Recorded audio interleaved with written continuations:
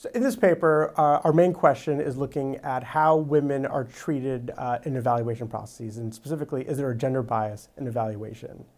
And we do this by looking at investment recommendations submitted by professionals in the investment industry for buying and selling stocks.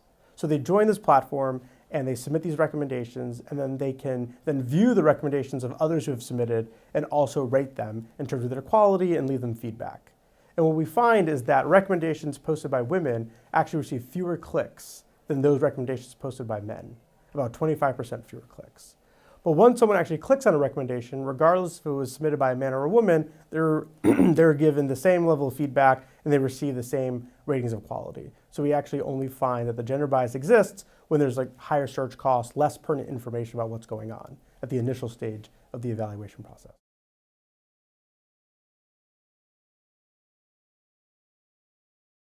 I had worked in the investment industry for a little bit, and the one thing that you notice right away is that it's pretty dominated by males.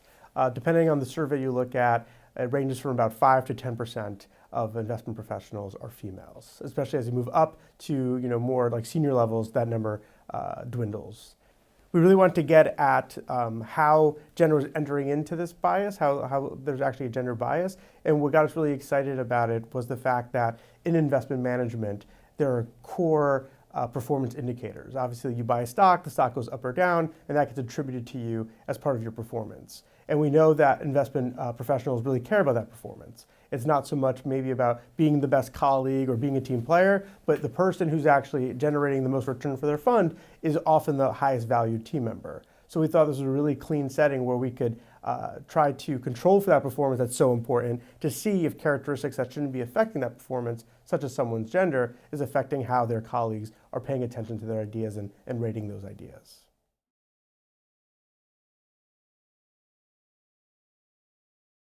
It's hard to tell. So in the paper, one thing we do test is, does the bias get worse when there are many ideas to sort through? So you could picture an example of only having like 7 or 8 new recommendations on the platform, and then maybe you click on all of them because there's only 7 or 8. But when there's maybe 100 in the last couple of days, that becomes a little harder. You obviously can't allocate time to all of them. And we do find that as there are more recommendations to sift through over the last several days, the gender bias is strongest. So there is something related to search costs. And again, we believe that this bias can even be subconscious, that maybe you're used to working with your male peers, so when you have a lot of recommendations to sift through, you're going to be more likely just to click on the ones that maybe seem most common to you or fit with the industry.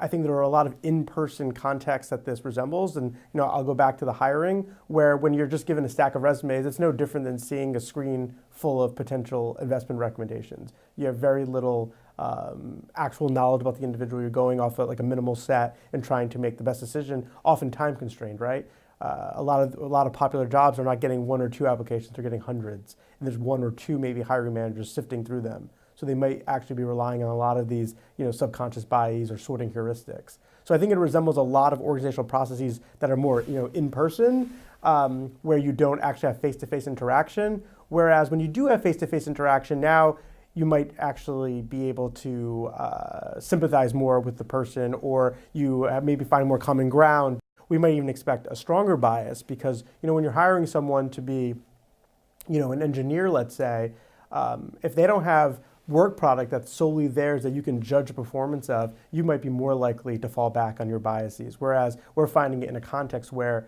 you're being told this person is outperforming the market, objectively speaking, and we're still seeing, at least at the first stage, people are clicking less on recommendations posted by women versus posted by men.